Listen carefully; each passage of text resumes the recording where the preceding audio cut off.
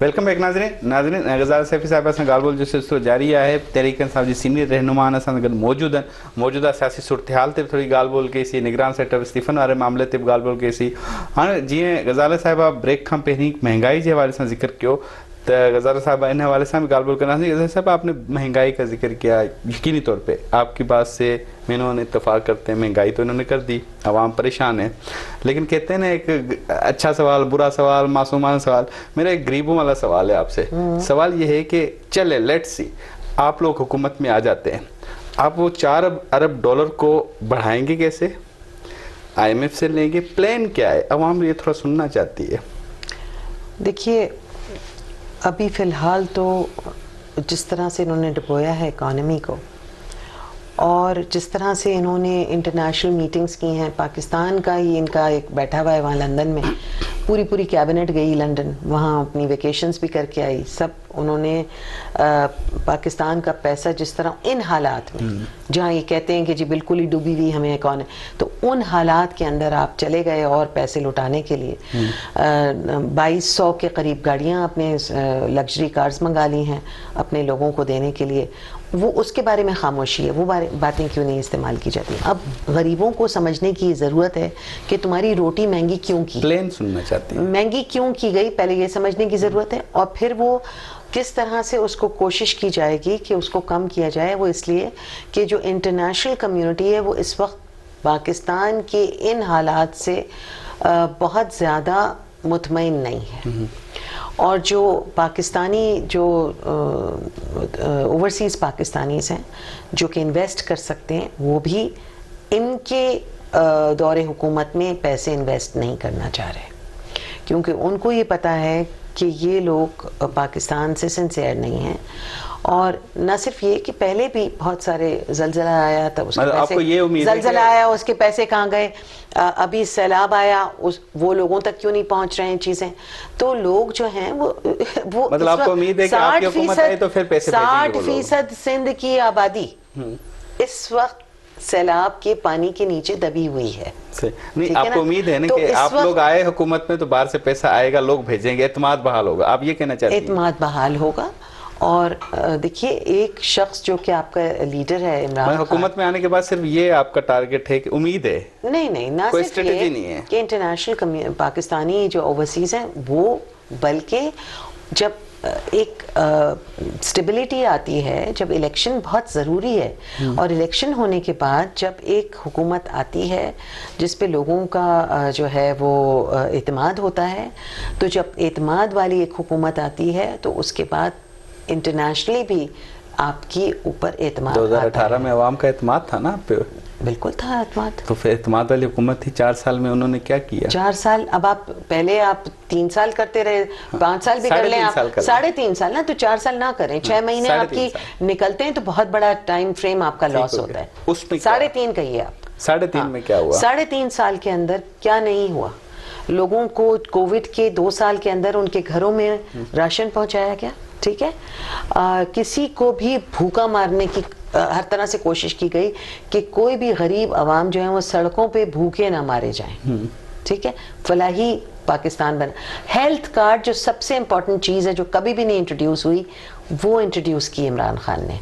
Health card से जो खैबर पख्तूनख्वा में भी, फिर पंजाब में भी, सिंध की हुकूमत ने साथ ही नहीं दिया और इसलिए कराची के लोग थर में दिया क्योंकि वहाँ के लोग बहुत परेशान थे और वो थे। बट आप देखिए कि सिंध की हेल्थ फैसिलिटीज कितनी खराब है उनको, क्योंकि वो है नहीं ना इस वक्त। उनको कोट करता हूँ, हुकूमत को कोट करता हूँ कि वो कहते हैं कि PTI के 3.5 साल के दौर में आप वो पेट्रोल छोड़ के गए थे 100 रुपया, आपने किया 150 रुपया, वो डॉलर छोड़ के गए थे 99 का, आपने अच्छा इन्होंने क्या किया, हम कितने का छोड़ के गए वो भी आपको याद होगा फिर ज़बानी, बिल्कुल वो भी मैं बता देता हूँ। वो आप लोग 180 पे छोड़ के गए डॉलर, अभी 130 पे 230 पे 230 तो फिक्टिशियस प्राइस डाली हुई है।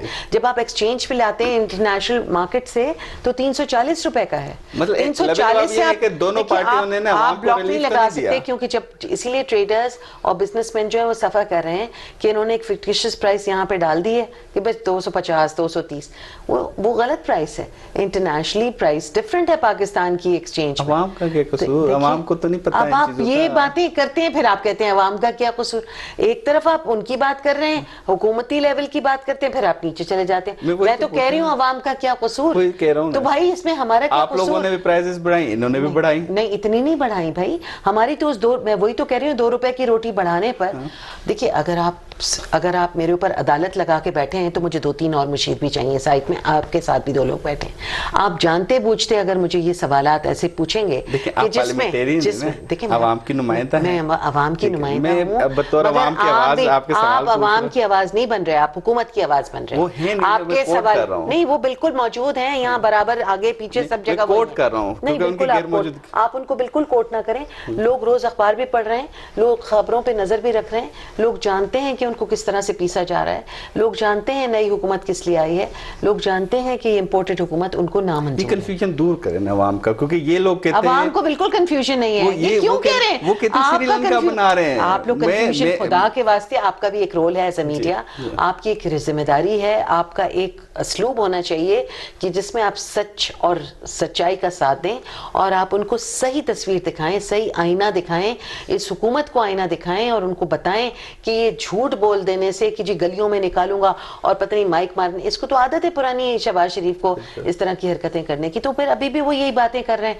अभी भी आप लोग उनकी उसी चूरन की चुटकी के पीछे चल रहे हैं। खुदा का खौफ करें भाई, आंखें खोलें और देखें कि वो कौन सी चूरन और कौन सी चुटकी देने के चक्कर में। की स्टेटमेंट को हम देख रहे हैं ना, वो कहते हैं कि वो IMF के साथ जब मिफ्ता साहब मुज़ाकरात करने गए थे, वो कह रहे थे उनकी स्टेटमेंट, उन्होंने कहा मैं ड्राफ्ट पेश करने के लिए तैयार हूं। मिफ्ता साहब अब मिफ्ता से पूछो ना, अब मिफ्ता जो है वो तो उनकी लाइनों से भी निकल गया, मिफ्ता अपनी कोई कहानी पेश कर रहा है। मिफ्ता ग्राउंड तो उन्होंने पेश किया था ना, मिफ्ता जो है मैं IMF गया था, उन्होंने कहा कि IMF के साथ PTI की ये शराइत थी। अब IMF को छोड़ें, अब आप मिफ्ता को छोड़ें, अब आप PDM में देखिए कि मिफ्ता की क्या पोजीशन है और मिफ्ता के हर स्टेटमेंट को कैसे रद्द किया जा रहा है। अब समझ में नहीं आ रहा कि सागदार सही कह रहे हैं या मिफ्ता सही कह रहा था। कम से कम हमारे यहाँ अगर तब्दील भी हुए तो एक दूसरे की खिंचाई इस तरह से नहीं हो रही थी जिस तरह ये कर रहे हैं बैठ के खिंचाई कि जी उसके दौर में तो ये गलत कर गया। पार्टी तो नहीं चेंज करे आपके ख्याल में? मुझे लगता है कि वो पार्टी चेंज के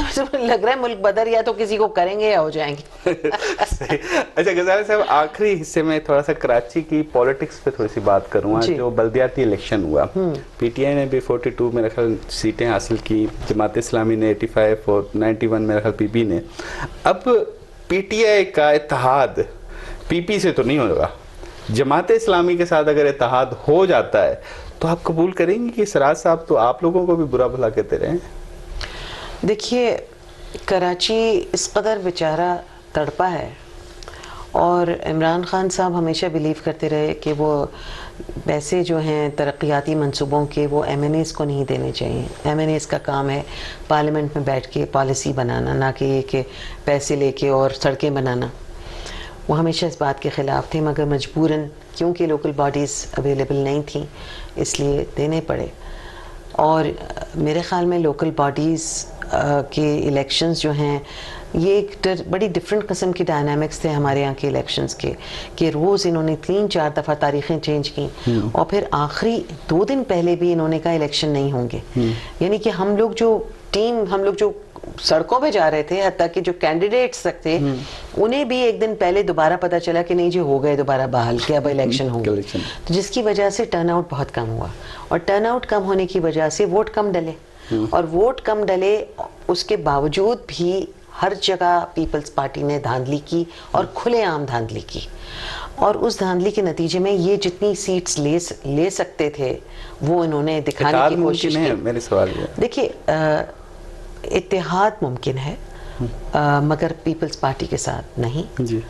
और पाकिस्तान कराची के अवाम जो हैं उनकी सड़कों का आलम देखिए, उनकी कचरे की हालत देखिए। पार्टी का तो जाहिर बात मुशावरत के साथ होगा, आपका ज़ाती ओपिनियन क्या है? देखिए, मैं अपना ज़ाती ओपिनियन तो मैं ये समझती हूँ कि हमें जीतना चाहिए था उस वक्त, क्योंकि हमारे पास ये भी वैसे बड़ा सवाल है, क्योंकि एमक्यूएम के बाद आप लोगों का बड़ा असर था, लेकिन वो वोट बहुत नहीं बड़ी दिया। पॉपुलैरिटी है अभी तक भी।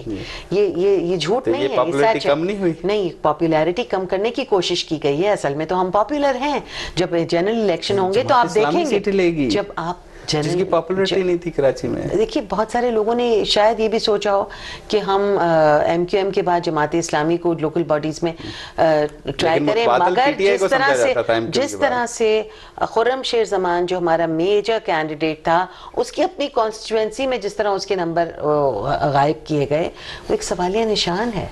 वो एक सवालिया निशान है कि इतना अनपॉपुलर नहीं है खुर्रम शेर जमान। खुर्रम शेर जमान पॉपुलर लीडर है कराची का और पीटीआई का फेस है वो, और ये कैसे मुमकिन है कि आम इंतखाबात में भी ये हो सकता है? आपको खदशा है आम इंतखाबात में भी ये हो सकता है आपकी पॉपुलैरिटी कम की जा सकती है? देखिए, अभी इन्होंने ये दिखाने की कोशिश की है कि people's party most popular party है, जबकि ये झूठ है। लोग हंस रहे हैं इस रिजल्ट के ऊपर, मगर अगर ये रिजल्ट आया है और उसके बाद हमें किसी के साथ इलाक़ करके और हुकूमत उसमें लोकल बॉडीज़ में इंक्लूजन चाहिए होगा, क्योंकि हम फिर आगे जो इलेक्शंस आएंगे, जनरल इलेक्शंस, उसमें हम देख रहे हैं, हमें तो इसमें भी यकीन था और हमें अभी भी हैरत है कि इन्होंने ये मैनिपुलेशन डिफरेंट किस्म का किया कि रोज़ाना डेट चेंज की, नंबर कम आए, और फिर उसके बाद इन्होंने हावी होके पोलिंग स्टेशंस के अंदर स्ट्रैटेजीज़, कहीं कहीं हमारी भी वीकनेस है, उन्हें इम्प्रूव करने की ज़रूरत है और इंशाल्लाह हम इम्प्रूव करेंगे। इलेक्शन डे स्ट्रैटेजी को हम बहुत बेहतरीन तौर पे आगे लेकर आएंगे इंशाल्लाह। और जहाँ जहाँ हमारे तो वोटर मौजूद हैं, जस्ट दैट कि हमारा वोटर वहाँ क्यों नहीं पहुँचा, और पहुँचा तो उसके वोट चोरी कैसे हुए, उन चीज़ों पे हमें बहुत सीरियसली कंसिड्रेशन की ज़रूरत है as a party, as workers, और हम देखेंगे इसको इंशाल्लाह। बहुत बहुत शुक्रिया गज़ाला साहबा, आपने मेहरान टीवी को अपना कीमती वक्त दिया और मौजूदा सियासी सूरत हाल पे अपने ख्यालात पेश किए। नाज़रीन, गज़ाला सैफ़ी साहब प्रोग्राम में गालबुल की सीन सागर पानी मेज़बान मुदस्सर के नींदा इजाज़त इंदर हफ्ते बेराज से।